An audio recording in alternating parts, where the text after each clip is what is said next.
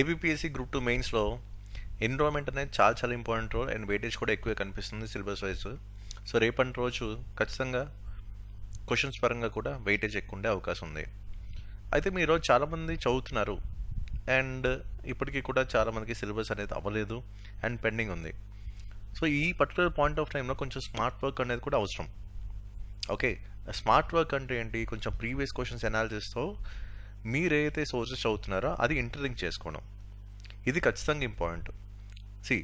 ఇప్పుడు APPSC group 2 prelims మీరు రాశారు, అవునా?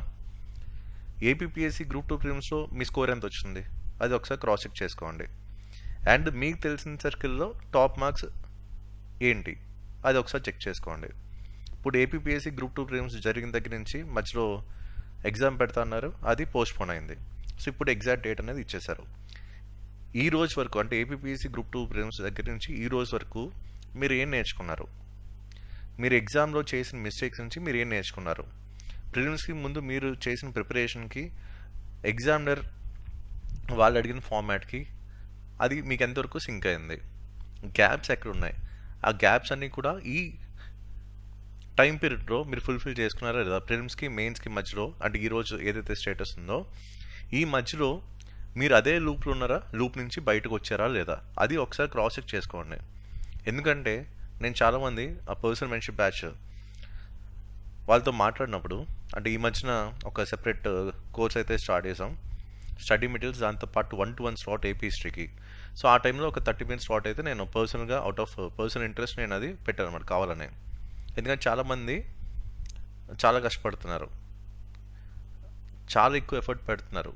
ఒక అబ్బాయి అయితే మొన్న రీసెంట్గానే ఒక 2 days ముందు మాట్లాడాను, తను లాస్ట్ 6 years నుంచి ప్రిపేర్ అవుతున్నారు.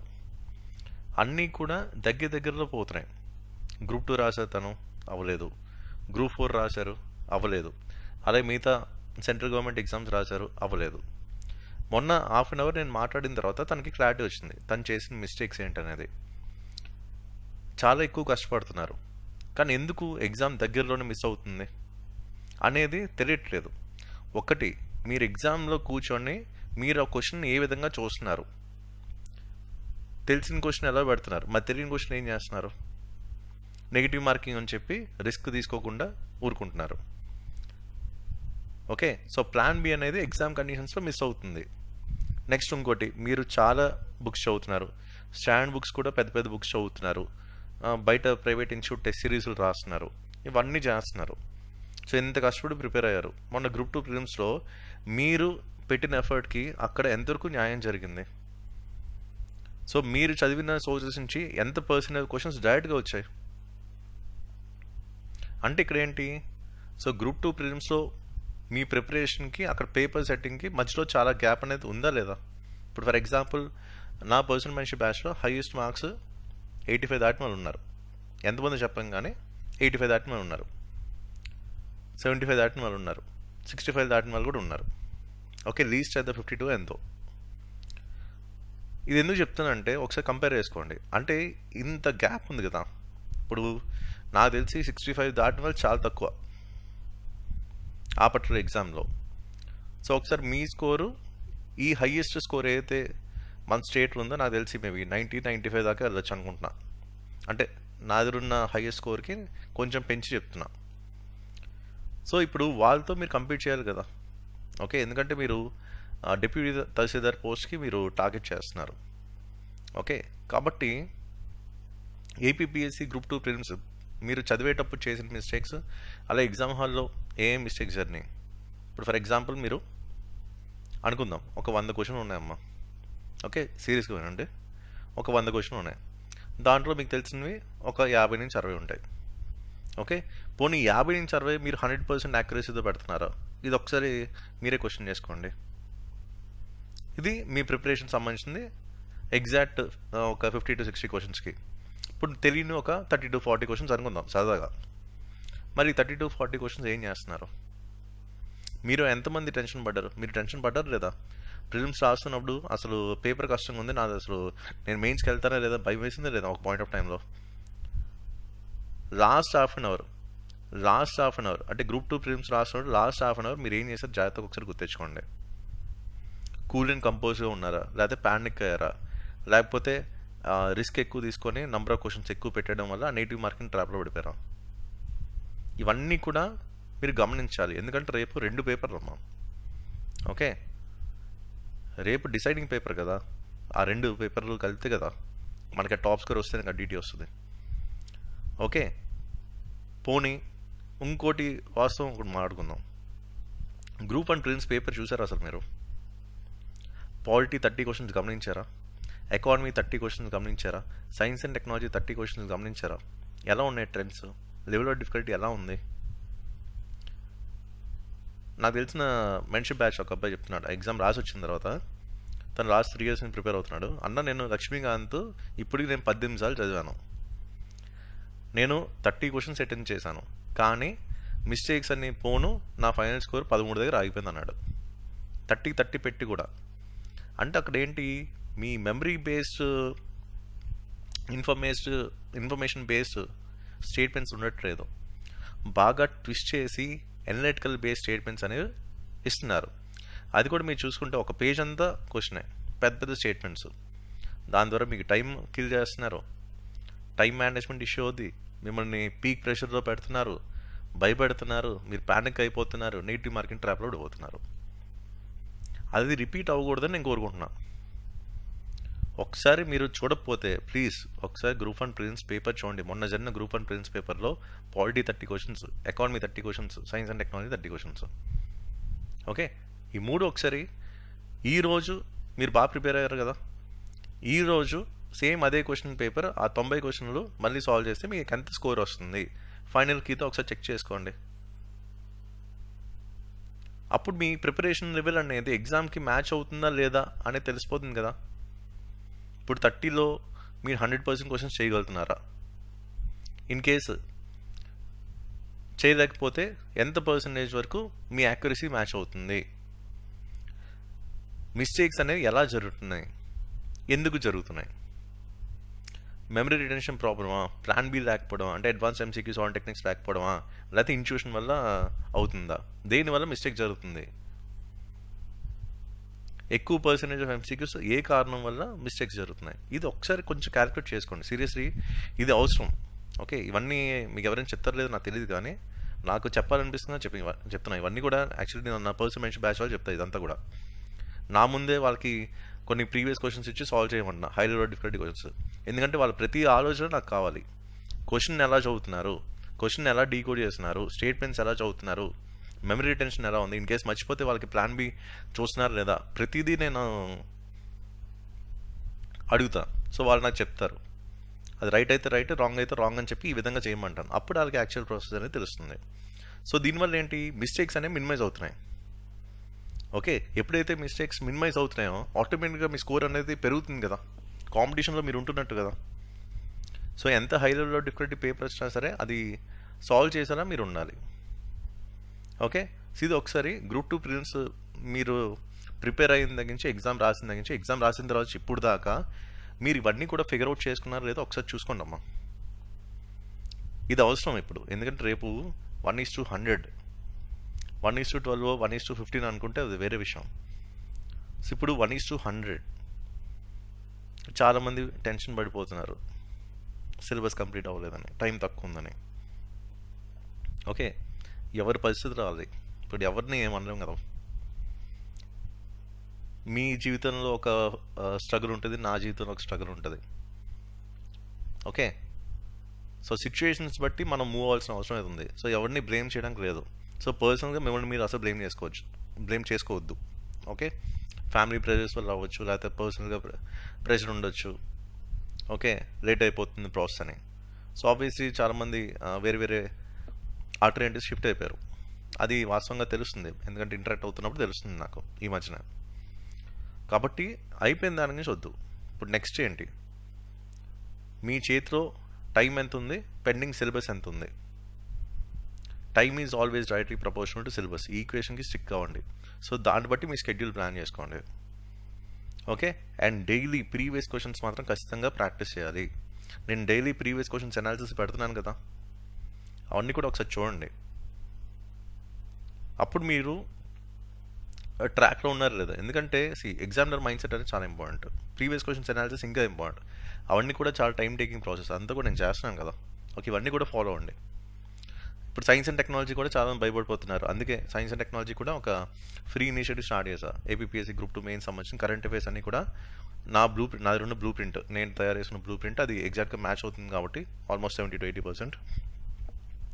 దాని ప్రకారం మీ కంటెంట్ ఇస్తున్నాను. ఆల్రెడీ ఇస్రో మీద ఇచ్చాను, DRDO మీద ఇచ్చాను. ప్రతి పేపర్లో చూసుకోండి, ఇస్రో మీద కంపల్సరీ క్వశ్చన్స్ ఉంటాయి, DRDO మీద కూడా వస్తున్నాయి మ్యాక్సిమం క్వశ్చన్స్. ఓకే, సో దేనికి ఎక్కువ ప్రయారిటీ ఇవ్వాలి అనేది మనకు క్యాలిక్యులేషన్ ఉండాలి కదా. ఎక్కడి నుంచి గన్ షాట్ ఏరియాస్ ఉన్నాయి, ఎక్కడ చదివితే మనకి ఎక్కువ మార్క్స్ వచ్చే స్కోప్ ఉంది. సో సిలబస్తో పాటు ఈ ప్రొడక్టివిటీ వాల్యూ కూడా పెంచుకోవాలి. అదవుతుందా, ఏది పడితే అది చదివద్దు ప్లీజ్, కొంచెం క్యాలిక్యులేట్గా ఉండండి, ఎందుకంటే రేపటి రోజు మీరు ఒక ఆఫీసర్ అవుతారమ్మా. సో డెసిషన్ మేకింగ్ అథారిటీ మీది తర్వాత. ఓకే, కాబట్టి ఇవన్నీ కూడా కొంచెం ప్రాక్టికల్ ఆలోచించండి, కొంచెం ఆస్పిరెంట్ మైండ్ సెట్ నుంచి కొంచెం ఆఫీసర్ మైండ్ సెట్లోకి రండి. ఒక ఆఫీసర్కి ఎలాంటి స్కిల్స్ కావాలనేది ఇక్కడ మీరు ఇండైరెక్ట్గా టెస్ట్ చేస్తున్నారు అనుకోండి ఈ ఎగ్జామ్లో. సో మీకే కొంత క్లారిటీ వస్తుంది, నేను కూడా అంత డీటెయిల్గా చెప్పక్కర్లేదు. ఓకే, సో ఎన్విరాన్మెంట్ ఇప్పుడు లాస్ట్ 5 years ట్రెండ్స్ అనాలిసిస్ అనేది చూద్దాం. ఓకే, 2019 నుంచి 2024 దాకా APPSC తరకా ట్రెండ్స్ అనాలిసిస్, ఇది కట్ అయిపోయింది అనాలిసిస్ అనేది. ఓకే, అది చూసుకోవద్దు, అది వదిలేసండి. సో ఇక్కడ బేసిక్ లెవెల్ క్వశ్చన్స్ ఇస్తున్నారు. ఇప్పుడు చూసారా, the term biodiversity was coined by, ఇది బేసిక్ లెవెల్ క్వశ్చన్. ఏ ఎగ్జామ్లో ఇచ్చారు, ఫారెస్ట్రీ ఎగ్జామ్లో ఇచ్చారు. అలా ఈ క్వశ్చన్ చూడండి, who is known as the father of biodiversity, ఇది కూడా బేసిక్ లెవెల్ క్వశ్చనే కదా. ఓకే, ఇలా బేసిక్ లెవెల్ క్వశ్చన్స్ అడుగుతున్నారు కాబట్టి బేసిక్స్ మీద స్ట్రాంగ్ గ్రిప్ ఉండాలని అర్థమైంది కదా. మేబీ ఇలాగా మీకు డైరెక్ట్గా ఇవ్వవచ్చు, స్టేట్మెంట్స్ ఫామ్లో ఇవ్వచ్చు. ఓకే, సో అప్పుడు కూడా మీకు ప్లస్ అవుతుంది కదా. నెక్స్ట్, బయోడైవర్సిటీ హాట్స్పాట్స్ మీద చాలా క్వశ్చన్స్ వస్తున్నాయి, అవన్నీ కూడా మీకు చూపిస్తాను. ఇప్పుడు ఈ లాస్ట్ 5 yearsలోనే మన APPSC ఎగ్జామ్స్లో ఇది ఒక క్వశ్చన్ ఇచ్చారు, which are the following is not a biodiversity hotspot of India. అలాగే ఇక్కడ చూడండి, ఇది నాకు తెలిసి 2019 Group 1 ప్రిలిమ్స్ అమ్మా ఇది. ఓకే, సో దీంట్లో ఏమి ఇచ్చారు question, 2 biodiversity hotspots in India అన్నారు. ఓకే, సో ఇక్కడ లింక్ అర్థమవుతుంది కదా. సో బయోడైవర్సిటీ హాట్స్పాట్ మీద 2019లో వచ్చింది, ఆ తర్వాత మళ్ళీ 2023లో కూడా క్వశ్చన్ వచ్చింది. సో APPSC తరక మైండ్ సెట్ అర్థమవుతుంది కదా. అలా ఇప్పుడు ఈ క్వశ్చన్ చూడండి, ఇది రీసెంట్ ఎగ్జామ్సే, 2024లో ఉంది. Okay, which are the following criteria is correct with regard to any region to qualify as a biodiversity hotspot. ఇవన్నీ కూడా మన మెటీరియల్ కూడా ఇచ్చాను, ఇవన్నీ కూడా ఈ క్రైటీరియా అంతా కూడా నేను చాలా డీటెయిల్ ఇచ్చాను మన స్టడీ మెటీరియల్స్లో కూడా. అండ్ స్టడీ మెటీరియల్స్లో కూడా PYQs అన్ని కూడా ఇంటర్లింక్ చేసే నేను కంటెంట్ అంతా బిల్డ్ చేశాను. ఓకే, సో ఇప్పుడు అర్థమవుతుందా, అంటే APPSC తరగా ఆలోచన విధానం, సో ఎగ్జామినర్ మైండ్ సెట్ ఎలా ఉంది అనేది ఒక ఐడియా వస్తుంది కదా. ఇప్పుడు ఈ క్వశ్చన్ చూడండి, సెక్షన్ ప్రకారం అడిగారు. So biological diversity act 2002 base చేసుకొని క్వశ్చన్ అడిగారు. ఇది యాక్చువల్లీ మనకేంటే యాక్ట్స్ పాలసీస్, ఇందుకు కూడా చెప్పాను మన గైడెన్స్ వీడియోస్లో, ఎన్విరాన్మెంట్ సిరీస్లోనే యాక్ట్స్ పాలసీస్ చాలా ఇంపార్టెంట్ అని చెప్పాను. 2024లో రిపీట్ అయిందా లేదా అది ఆ ట్రెండ్. అది ఈ క్వశ్చన్ చూడండి, 2 డిఫరెంట్ ఎగ్జామ్స్ రిపీట్ చేశారు. Which are the following is the largest fresh water lake in India known for its rich biodiversity. 2 different exams same question ఇచ్చారు. ఏమో రేపు కూడా మీకు రావచ్చేమో ఒక స్టేట్ ఫామ్లో. ఓకే, అలాగే నెక్స్ట్ ఈ క్వశ్చన్ చూడండి, international day for biological diversity, so దీని మీద క్వశ్చన్ ఇచ్చారు. అలాగే ఇది కూడా 2019 ప్రిలిమ్స్ అనుకుంటా, Group 1. సో దాంట్లో ఇంటర్నేషనల్ ఇయర్ ఆఫ్ బయోడైవర్సిటీ మీద అడిగారు, ఇక్కడ ఇయర్ మీద అడిగారు, ఇక్కడ డే మీద అడిగారు.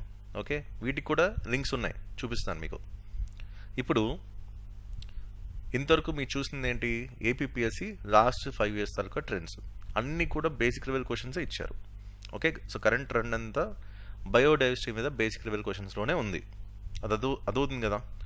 సో బేసిక్స్ అనేది చాలా స్ట్రాంగ్ అని తెలుస్తుంది కదా ఇప్పుడు. సో చదివేటప్పుడు బయోడైవర్సిటీ తరకా బేసిక్స్ ఫండా అనేది ఫుల్ గ్రిప్లో ఉండాలి. సో ఫ్యాక్ట్స్ బేస్డ్ క్వశ్చన్స్ అయితే వస్తున్నాయని అర్థమవుతుంది కదా.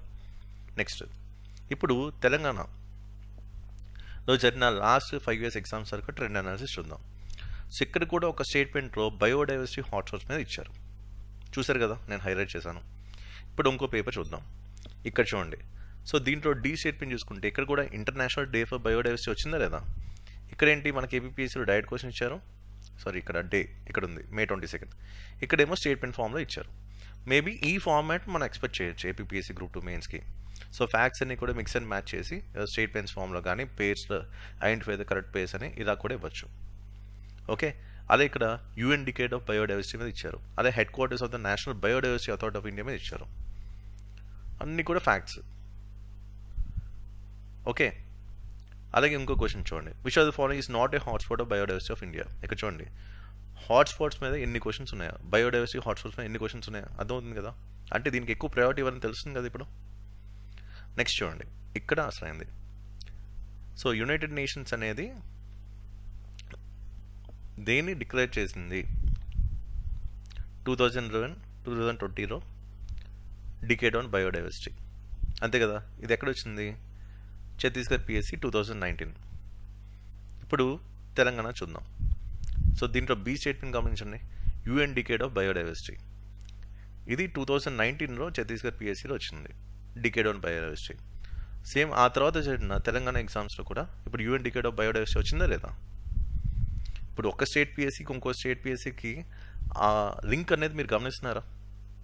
ఆల్మోస్ట్ మీకు ఒక క్లారిటీ వచ్చే ఉంటుంది ఎందుకు నేను ఇవన్నీ కూడా డీటెయిల్ అనాలిసిస్ చేస్తున్నాను అనేది. అదే ఇంకోటి చూడండి, ఉత్తరప్రదేశ్ PSC 2021లో కూడా బయోడైవర్సిటీ హాట్స్పాట్ మీద క్వశ్చన్ వచ్చింది. అలాగే బీహార్ PSC 2022లో కూడా మనకి బయోడైవర్సిటీ మీద క్వశ్చన్ వచ్చింది. అలాగే ఉత్తరప్రదేశ్ PSC 2023లో కూడా బయోడైవర్సిటీ మీద క్వశ్చన్ వచ్చింది. ఇక్కడ ఏమి ఇచ్చారు, ఫస్ట్ అనే కీవర్డ్ ఇచ్చారు. ఈ ఫస్ట్ అనే కీవర్డ్ ఎన్ని సంవత్సరాలు చెప్తున్నా, ఫస్ట్ అనే కీవర్డ్ ఎక్కడ వచ్చినా చాలా ఇంపార్టెంట్ అని 2016 అని చెప్తున్నా మన ఛానల్లోనే. First national centre for marine biodiversity of India situated, direct question. అలాగే ఇంకో క్వశ్చన్ కూడా వచ్చింది Uttar Pradesh PSC 2023లో. Which are the following factor is the most important factor for the loss of biodiversity. Okay, అన్నీ కూడా బేసిక్ లెవెల్ క్వశ్చన్సే కదా. Statements ఫామ్లో ఇచ్చినా సరే, డైరెక్ట్ క్వశ్చన్స్ ఇచ్చినా సరే, అన్నీ కూడా బేసిక్ లెవెల్ క్వశ్చన్సే కదా. ఇప్పుడు అర్థమవుతుందా దేని మీద ఫోకస్ చేయాలనేది. ఇప్పుడు అర్థమవుతుందా ఎందుకు ప్రీవియస్ క్వశ్చన్స్ అనాలిసిస్ చేయాలనేది. మనం ఏం చదువుతున్నాం అది ఎగ్జామ్కి రిలవెంట్గా ఉందా లేదా, మీ దగ్గర ఉన్న కంటెంట్ కరెంట్ ట్రెండ్స్కి మ్యాచ్ అవుతుందా లేదా, ఇది ఒకసారి క్రాస్ చెక్ చేసుకోండి. ఇప్పటికీ నేను చాలా పెట్టాను వీడియోస్ ఎన్విరాన్మెంట్ సిరీస్లో. PYQ అనాలిసిస్ చేస్తున్నా, ఇంకేం చేయట్లేదు కదా. ఎన్విరాన్మెంట్ చేస్తున్నా, AP ఎకానమీ ఆడియో వీడియో చేసా, ఇండియన్ ఎకానమీ చేసా, అలాగే AP హిస్టరీ కూడా చేసా. ఇవన్నీ కూడా మీకు అడ్వాంటేజ్ అవుతాయి. దీని స్క్రీన్ ప్లే అంతా కూడా మీరు ఎగ్జామ్ కూర్చొని తెలుస్తుంది, అంతలో నేను మాట్లాడను. ఓకే, ఎగ్జామ్ అయిపోయిన తర్వాత రిజల్ట్ వచ్చిన తర్వాత మీకు తెలుస్తుంది గేమ్ ఏంటనేది. ఓకేనా. ఇప్పటికీ నాది చాలామంది సెలెక్ట్ అయిన వాళ్ళు ఉన్నారు. Group 1 ఉన్నారు, Group 2 ఉన్నారు, Group 3, Group 4, AEE, AE ఇక్కడే కాదు తెలంగాణలో కూడా ఉన్నారు. కాబట్టి ఇవన్నీ కూడా ప్రూవెన్ స్ట్రాటజీస్. సో ఫాలో అయితే ఖచ్చితంగా మీకు మంచి జరుగుద్ది, అది మాత్రం చెప్పగలం ధైర్యంగా. ఓకే, కాబట్టి ఈ స్ట్రాటజీస్ని అర్థం చేసుకోండి. రేపటి రోజు డైరెక్ట్లీ ఆర్ ఇండైరెక్ట్లీ ఇదే మీకు అడ్వాంటేజ్ అవ్వచ్చేమో మిగతా వాళ్ళకన్నా. సో 1:100 అనే కాంపిటీషన్ మర్చిపోవద్దు. డెఫినెట్గా మిగతా వాళ్ళకన్నా మీకు ఎక్స్ట్రా మార్క్స్ రావాలి. ఆ ఎక్స్ట్రా మార్క్స్ రావడానికే ఇవన్నీ చేస్తున్నాను నేను, ఈ ప్రీవియస్ క్వశ్చన్స్ అనాలిసిస్ అంతా కూడా. ఎప్పుడు ఏ టైంలో ఏ స్ట్రాటజీ ఏ టెక్నిక్ హెల్ప్ అవుతుందో తెలియదు. ఓకేనా, కాబట్టి ఇవన్నీ కూడా అర్థం చేసుకోండి. ఆ science and technology current affairs కూడా చదవండి. డైలీ ఒక PDF అప్లోడ్ చేస్తున్నా. ఆల్రెడీ ISRO మీద పెట్టాను, DRDO మీద పెట్టాను. అదంతా చదవండి. ఫుల్ లెంగ్త్కి ఇచ్చాను కంటెంట్. గవర్నమెంట్ వెబ్సైట్స్ నుంచి తీసాను కంటెంట్ అంతా కూడా. అది నేను నా వర్షన్లో నా స్టైల్లో నేను సింప్లిఫై చేసుకున్నాను. ఓకే, సో కీవర్డ్స్ కూడా నేను హైలైట్ చేశాను. అవన్నీ కూడా కొంచెం ఫోకస్ చేయండి. ఓకేనా. So that's video and thank you for watching.